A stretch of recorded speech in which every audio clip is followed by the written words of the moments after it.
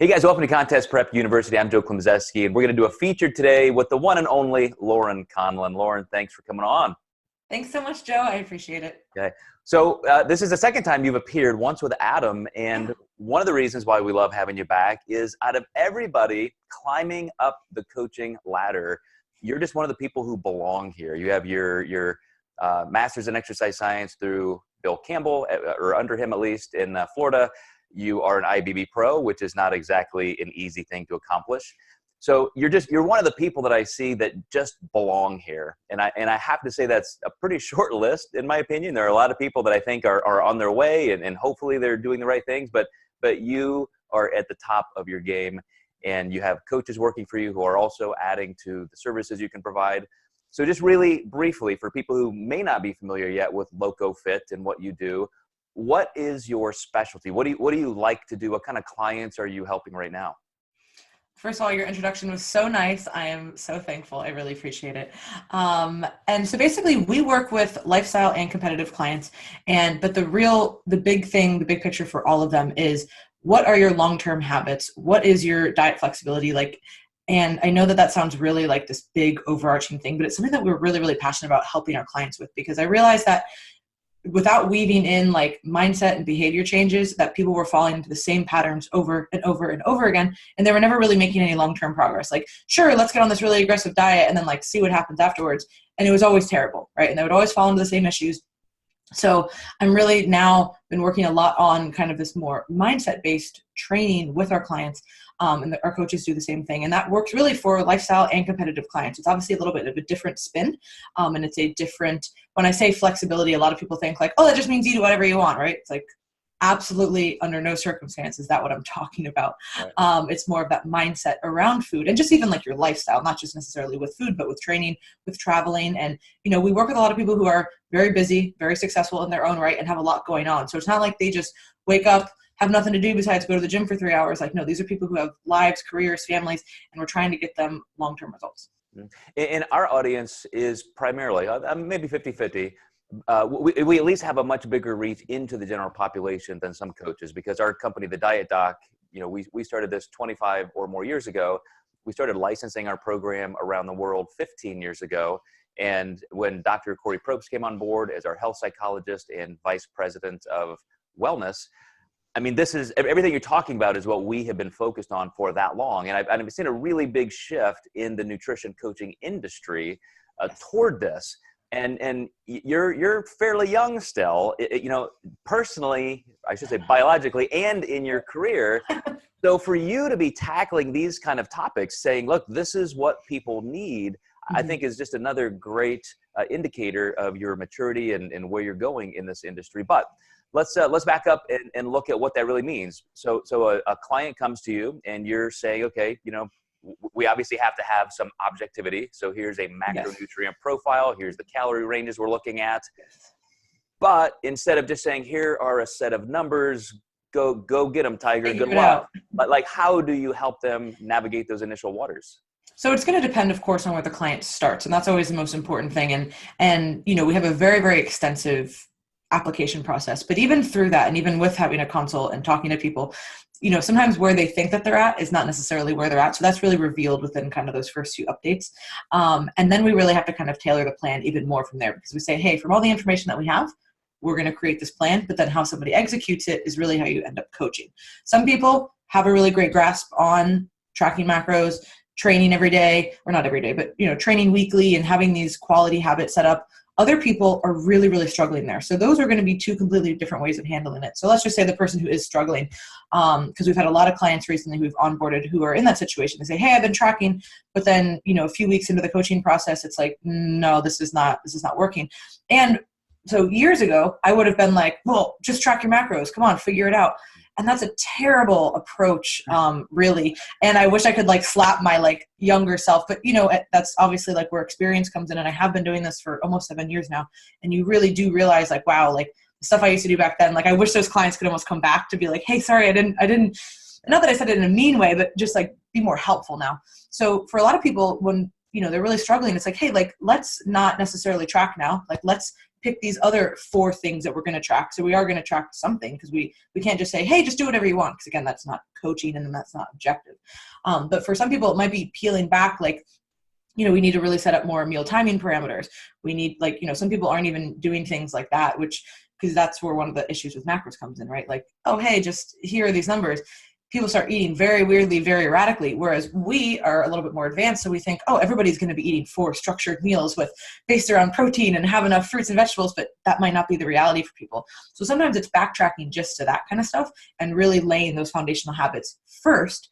And then we say, okay, now let's start, tracking protein. Now let's start adding this in. So for the client who's a little bit more, who's a little newer, that's what we're going to really do. But then likewise, for the client who is very advanced, it's so interesting how things are so similar yet different, like along that spectrum. But so for a lot of the advanced clients, we've actually had to take a step back and say, hey, if you hit, if you can't live your life without hitting 250 carbs exactly on the gram every single day, that's a problem to me. And not to say that tracking very precisely is bad, but the fact that if you can't, then you have all these subsequent paradoxical issues. That's a problem, right?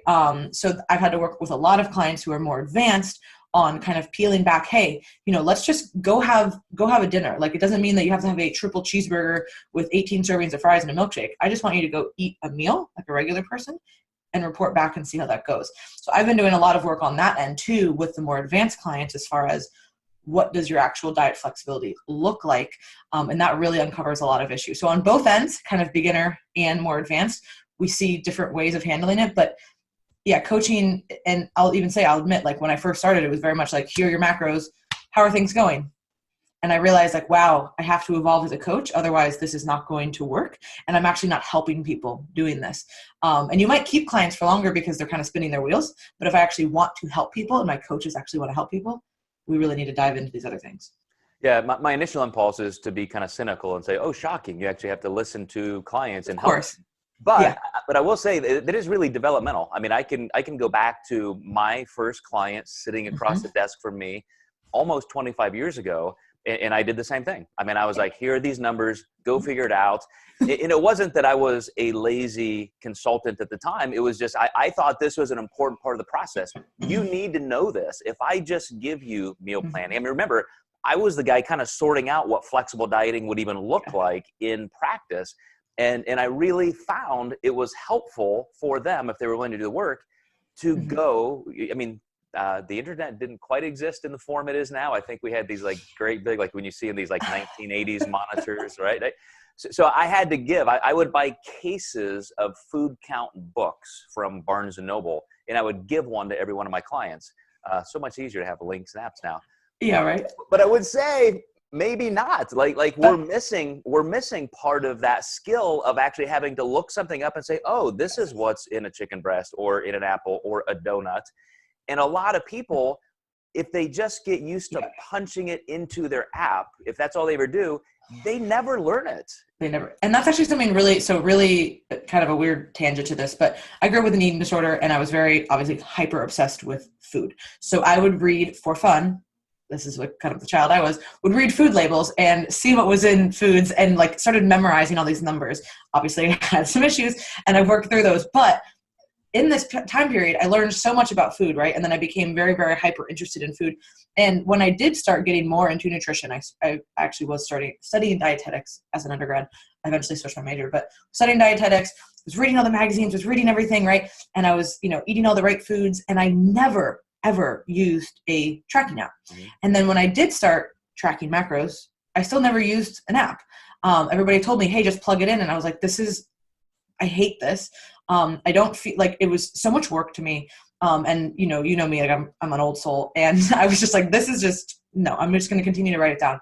And I actually think that I have a much better grasp on food and what's in food because I write stuff down, and I don't even need to write it down. I can just know. I can literally eat for a day and not be tracking or weighing. And I can just sit back and reflect on the day and go, oh, okay, I know exactly what this was, tallied up, and we're good to go. And if you are only used to plugging something into an app and you're like, oh my God, there's 6 options. What do I do? That's a problem. And that's another issue I think that came out of flexible dieting that I would have never in a million years imagined to be happening. was that this hyper rigidity and this unable to plan, which was the opposite of what we thought it should be, right? Came from, I think part of it is the apps. Well, you are building the foundation of your business on the exact principles that I built mine on 25 years ago. And as soon as somebody was learning, what is in food and so forth, and they're getting on track, I had this little phrase. I said, okay, now that we taught you how to eat, we have to learn how to cheat. And it was exactly to your point about saying, okay, we need to have some inclusion of these social events, and you're going to have Valentine's Day and Christmas and your birthday coming up. And, maybe you just want to go out with your spouse or something. You've got to know how to navigate this. I don't want you sitting in a restaurant with your food count book and a food scale and do this. And so we had to go through those processes to make sure they could do that. But you also, to your point about eventually not having to track it all. I tell people exactly what I did 25 years ago. I'm teaching you the language of nutrition so that once you learn it, you don't have to keep doing this. You don't have to keep studying. You can estimate. You can say, look, I just put a half a cup of oatmeal in this bowl, warmed it up, I put in a scoop of protein powder, whatever. You just know what is in there and that it's okay, that it's going to sustain your goals. You're going to maintain your weight loss. So everything that you are doing now and that I see you really layering into your consulting, I think is exactly what people need. And we've certainly proven that with our success rate with clients over the decades. And I think that it's something that really is kind of missing in the industry. Obviously, people like you are doing this and have been doing this, but there's a lot of people who are coaches and who are macro coaches, and simply they're just literally asking like, hey, send your numbers, send your pictures. That's it. And they're not asking, how's your sleep? How's your digestion? What's your mentality like? What's your family like life like? And all of these different things that are affected. And I really, really do pride what we do on that, like asking those kind of hard questions, because that all intertwines with this kind of stuff, right? If I were to say, hey, just be a robot and hit your macros, well, it's really hard to then peel back those layers and say, hey, just go add in some flexibility. But all these other things are off now, right? And we're not addressing all those things either. So really kind of bringing all of that together. And the word holistic, I know, has been kind of bastardized, so I don't usually like saying that. But in this case, I kind of want to say it. You know what I mean? And it truly does change people's lives. And, before I used to have, obviously focusing on what people look like is amazing and getting physique results is amazing, but also doing that in the context of teaching people how to eat for the rest of their life has been one of the most fulfilling things that has changed over the past year or two with coaching. Simply because now people, like I said, hey, you're going to have events that come up. And that was really one of the big things that even when I did my research on this and I was studying all the different types of dieting and flexible and rigid mindset, and I was looking at it through, again, the lens of, meal plans are super rigid, because at this point when I was doing my research, it was 2015 is when we were executing it. So that was kind of like the heyday for like anti-meal plan, pro macros, like the social media is blowing up, right? Like all this stuff, right? So in 2014, we decided, hey, let's do this research. It was executed in 2015. So meal plans are super rigid, macros are super flexible. That's the dichotomy that we're dealing with, right? And then we're actually in the process of publishing it now. And I'm actually really happy that we didn't do it back then, because I would have never added in, not that I changed a bunch of what we wrote, but in the discussion, I added in phrases that I would have never used before. And it was like, hey, just because they were on a flexible diet with tracking macros did not necessarily mean that this is a flexible way of eating for everybody, and kind of talked about the nuances that we do see now where, again, that we never really thought that we would see, because, tracking macros is so flexible, but it's not. It's exactly as rigid as a meal plan if you make it that way. So I've kind of seen and thankful for people like you and people like Eric Helms, who have done a really great job at talking about this kind of stuff. And I'm trying to do my part as well, because it really is sad when somebody says that they are, they have all this food freedom, but if they don't know exactly what's in their food, then they start crying and then they binge, and you're like, wait, that's not what we should be doing. Or they just don't do anything at all. And that's what I started seeing with a lot of the macro tracking, was that people were like, oh, I'm just not going to eat this, or I don't know what's in that. And it's like, wait, isn't the whole point that you can figure this out? And I think that people still hear that and think, oh, well, that's only if you if you're not serious. It's like, what? Like, you can still get serious results by having a flexible mindset around what you're eating and how you're doing things. And this is yet another place where you and I parallel, because I looked this up just for the sake of this discussion. I think it was exactly 10 years ago. I was being interviewed on another podcast, and we were talking about the difference. Hey Joe, you're the godfather of flexible dieting, blah blah blah blah blah, and as well, let's pump the brakes for just a second, because yes, flexible dieting is important, but we also need structure, and that's kind of antithetical. We think, okay, high structure or flexibility. And I just coined this phrase at the time. I said, I really think it's more about having structured flexibility. You need to have some principles, some value-based ways of approaching your eating. It's not all about just shoving as much crap as you want or eat as sporadically as you want, as long as you hit some arbitrary numbers. And that's still what I see people going back to, exactly what you said earlier, that some people are so hyper rigid. Some people are so lost in the chaos of flexibility. You need to find a place, a sweet spot that works for you. And that may change as your goals change. If you're trying to lose 50 pounds or you're trying to get ready for a bodybuilding contest, that may change, a year from now.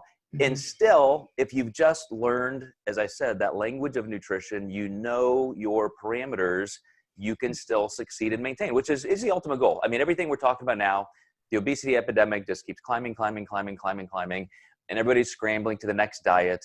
And it's just, I don't want to say common sense, because that trivializes it, but it really comes down to learning how you can navigate the social structures we have now created, which are ever changing, and still have the physique, the health, the body, the life that you want. Yeah. And I was actually just talking about this yesterday on my story, and I have a client right now who she's put in a ton of really, really great work in the off season with her food flexibility and kind of all of this. Right. And so she's a few weeks in her prep. So we're very mild stages right now. And she'd already had this week-long trip in Mexico planned. And, I'm not going to be like, oh, we're 2 weeks into your diet, you better bring all your food. Like, it's not going to be something like that. It's like, hey, you have a really great grasp. And she's somebody who could have handled this, right? So I said, you have a really great grasp on kind of your hunger signals, your food flexibility. Here are a few parameters I want you to hit. So I set very specific things that I wanted her to hit, not tracking numbers, but other parameters. And I said, one of the things was eat till you're about 80% full, just because there's going to be different stuff in the food. And let's kind of just stick with that. She sent me her update. Her weight's maintained. She feels great. She's been in the gym. She has a great mindset around food. And she's like, I don't even want to overeat and just drink my face off right now, because, well, one, she's like, I've made that mental switch that I want to make progress with prep, but also because of all the work that we've done. So it really speaks to that, because with what you're saying with the dieting, next diet, what's going on with the obesity epidemic, people want extremes, you know what I mean? And extremes really are easy. And as much as everybody says that they don't, they do, because it is extreme to say, hey, let me go on this diet for 6 weeks, and then I'm just going to blow past that and just completely overeat and go back to my old life, because that was so rigid and so hard. And a lot of people, when they say, hey, what do I even do? I'm sure you've gotten this question over and over and over again. Like, people just want help. They don't necessarily want coaching. They're just like, what do I do to start? And I'm like, literally, if you just pick 3 things to start doing, you're going to see 70% of the results. You know what I mean? Like, eat protein a few times a day, and don't eat till you're super stuffed every time, and start moving more. You're going to be like really on your way there. Now, are you going to be able to step on a bodybuilding stage? Of course not, but that's a different conversation, right? Somebody's just overweight and is wanting to make a life change. There are so many small things that you can do. And I think that people only glamorize the really like dramatic stuff. So they think, oh, I can't do that at all, so I'm just going to do nothing. And then it's like, no, that's not helpful. This takes quite a high touch, though. I mean, you're talking about these, communication points with clients. They've got a lot of anxiety and a lot of hope to improve with you. And if you're giving them these parameters one at a time, and let's work on this, this, and this, a lot of coaches I don't think would have that patience, or they don't even have the structure within their business to work with people in that capacity. It's so much about just here, do this, and then check back in with me next week. Yeah. And that's, I really hope that we can change that. Of course, I know it's just one small company, but that's been my goal. I know that's your goal too. So there's lots of people who are trying to do this, but there's plenty of people who aren't. And I really, really want to try and make that a focus of like, and people want these really fast changes, and I get it, you know what I mean? And I'm not saying that when you hire us, it's like, no, we're not going to do anything. This is just going to take a long time. No, we're actively working on things, but we're breaking it down to where it actually is like, oh, okay, wow, I can actually do this. I feel competent. I feel successful. And now let's build. And then in a year, if you actually do that and you look at, hey, in a year, where are you at versus like all of these cyclical cycles of like really extreme diet, fall off, diet, fall off, diet, fall off. And unfortunately, that's a lot of the clients that we get who have really been through this like metabolic ringer, for lack of a better word. And they get sometimes very frustrated. I'm like, listen, like, you've been doing this for 10 years. We're not going to fix this in 6 weeks. Like, and if you want that, I am not the person to help you. I'm sorry. But I do want to help you. So if you give me a year, like, you will be in a completely different place mentally and physically. You know, I can imagine all of our lifestyle clients and you know, just audience that we've accumulated over the last 20 years listening to you and saying, wow, it's amazing to see all these things that Joe and Corey and the Diet Doc programmers talk about is the norm. Like you're helping us standardize the best practices. And I just love that you're doing that. I mean, I have to be honest. I mean, I talk to a lot of coaches and a lot of top tier people in our industry. You're the only one of maybe a handful that I think are even talking about this, let alone really executing it in a coaching model. Some of them are just academic and saying, you know, here's what I think, pontificating from on high, but you're really doing it with your clients. And I think it's going to really resonate well with a lot of people. Well, thank you. That is our goal. And, you know, obviously I love education too, but sometimes you just have to try it and do it with clients. And I think one of the biggest things that I've gotten with this, whether it's the, you know, whether it's the new client or whether it's the more advanced person, but particularly the advanced person, is you do get a lot of kickback, right? Because they've kind of been now set in their ways. They've been indoctrinated into flexible dieting is the only thing that I can do, tracking macros 24/7. Like, that's it, man. I'm so flexible. And then you say, hey, like, go have 3 untracked meals this week. And it's like, what? No, I can't do that. And then you're like, well, yes, you can. Okay, so let's start with 1. And then guess what happens? The first one you do, it's not going to go well. And then you have to say, okay, so what happened? And then you have to ask this question, you know, what happened beforehand? Let's reverse engineer this problem. Okay, this week, let's try this. And then it really is trial by fire. And it really is like, hey, I'm going to set you on fire. This is going to suck for a few weeks, and then you're going to get better. And some clients, I mean, I have clients who have been dieting for months and months and months. And then, you know, a few months into their recovery period, they're good to go. Food is up, untracked meals are up. They feel great. Okay, great. And then there's other people who, I mean, it is months and months and months of work, and that's okay. I'm fine with it. Like, it's whatever they need as the client. And I don't want people to think, and, you know, a lot of times social media, of course, exacerbates all of these issues. So most people think like, oh, everybody's eating 400 grams of carbs and they're super shredded year round and they have no issues with their food and they love themselves. It's like, that might be this many people, and that might have taken them 5 years and they just haven't told you that, right? So for all the clients that I do work with who really struggle with this, it's okay. And it's like, okay, every week we try to get a little bit better, a little bit better, a little bit better. And you can't just say, oh, well, just go have an untracked meal, like, figure it out. No. Okay, what are you feeling around this? How did your week impact this? What were the issues there? And then you kind of break it down like that. And it really is a process. So anybody listening who wants to try this, who is really scared, it's okay. And it is normal to feel nervous if you've been doing something one way for so long. But just start small. Just do one meal. It doesn't even have to be really different. And I always tell people that too. And I'm sure you've gotten this kind of pushback with clients as well. Like, when you say, hey, just don't track today, they're like, so do I have to go out to eat? Or what do I, it's like, no, literally, you can eat all the same meals at home. That's fine. I just want you to not put it on the food scale and not put it into your tracker. That's all I want you to do. So sometimes it's like breaking down and giving people like real examples of like, hey, like, this is what you need to do. And then it does get better over time. I promise. And yeah. It's amazing you do that. But let's transition for the last few minutes over to you as a pro, because, you know, it's an interesting thing for me. Social media has completely just dissolved that wall between general population, lifestyle people, and competitors. Because, you know, back in the day, we would have to even split websites and do this thing because it's just 2 totally different worlds. Mm-hmm. Now, a lot of people will consume the same media. They're looking at the same podcasts and interviews and information. And somebody who can set out to say, well, I just, you know, I'm a pro, and so I coach competitors. All of a sudden, 50, 60, 70% of their client inquiries are people who are never going to do any kind of physique sport or even athletic endeavor. They just want to look like they could. They do want that extreme level of health and the physique that comes along with it. I mean, no matter who you are, you're not in this just to be kind of average, or I guess I'll just reduce my cardiac risk ratio a little bit. I mean, most people get in this because they really want it all. Yeah. So you have what a lot of women want. You are an IFBB Pro. You know what it takes. You know the rigors of taking your body to that extreme, which does create an entire different set of circumstances.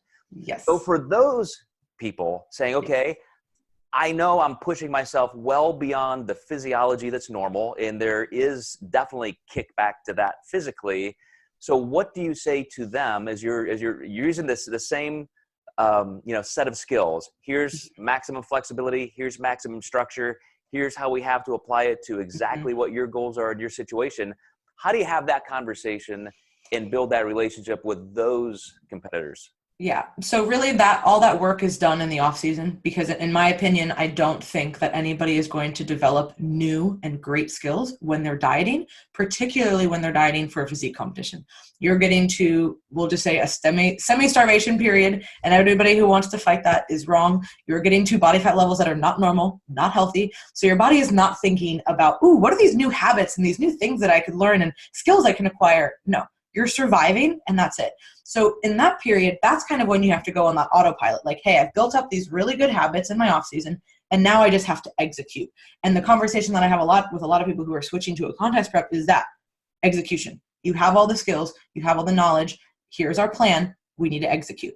And coaching somebody who is going through a contest prep is very different because of the mindset and the mind fuck that comes with getting to those levels of leanness. Some clients I work with are, what you would say is genetic freaks, right? They look amazing. They're pros, or they're in the top callouts for national shows. They're super lean. They're very muscular, right? But then there's a lot of people who I work with who are trying to get there, but it's going to take them many, many years, right? So they're kind of in the beginning stages of their, their competitive career. And that's a whole different thing too, right? And then there's also people that I coach who have really great genetics and people who have more moderate genetics. And I think a lot of people will look at, oh, well, I just want to prep in 12 weeks. I don't know really anybody who preps in 12 weeks who's natural, and I work with mostly natural competitors. And it's just not really going to happen. And there's some people, like right now, I have one of my coaches she's somebody who used to be overweight, like actually overweight. And then she's been dieted down to a normal body weight. And then, she had some hormonal issues, et cetera, et cetera. And then now we've been dieting, and her body's very stubborn.